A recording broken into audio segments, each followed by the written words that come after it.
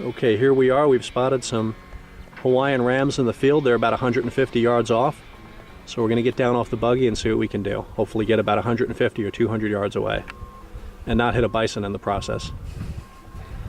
Or Lee, who's working somewhere close by, because I think the trophy fee on Lee would be pretty expensive.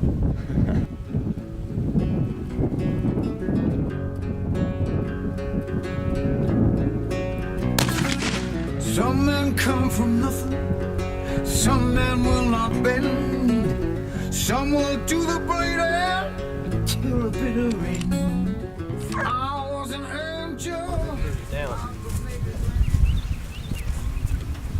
Upon the wild, wild wood, like brother Cain.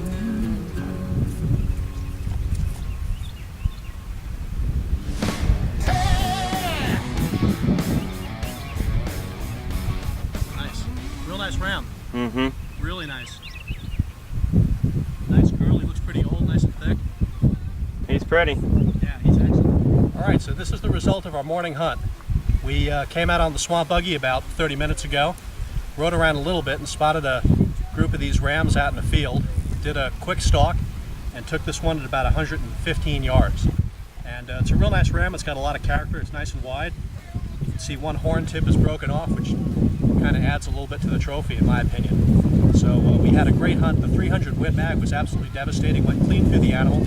It was a classic heart-lung shot. Animal expired in probably under 30 seconds, didn't even run really.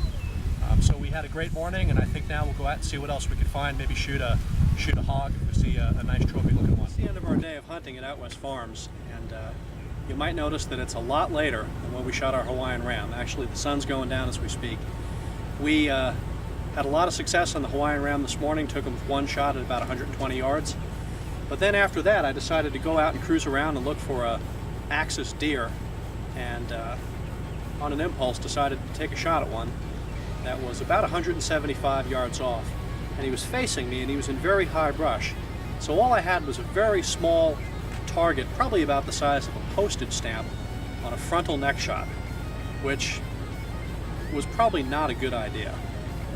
When I took the shot, I felt good about it. I had a steady rest on the front of the vehicle, and when I didn't see him drop immediately, I thought I missed him. We got up to where I'd shot him, and we found blood, and then we found blood in a couple other spots. So I've now spent the last 7 hours tracking the animal with no success. We've seen a lot of bucks out there running around, but we've never been able to get a clear look at one, including one that was bedded down not more than 10 feet in front of us, to see if that's the one that I wounded. And not wanting to risk shooting a second axis deer, I decided to pass on that shot, and I was glad I did, because the buck got up and ran away and appeared uninjured. The good news is that we did wound this animal down in Florida, so if he has expired and he's laying in the bushes somewhere, he will start to smell real quick. And Lee, the owner of OutWest, and Javier, the guide, and Jason, the guy that I was with today, have all promised that they'll look for him tonight and tomorrow, and hopefully they'll find him, because as any hunter would tell you, the last thing they ever want to do is wound an animal or have an animal suffer. So that's the end of our hunt. I will probably come back up next weekend, because I sure hate to end my Florida hunting and leave for Africa with a wounded animal being the last one I shot. And I guess we'll probably see you next weekend.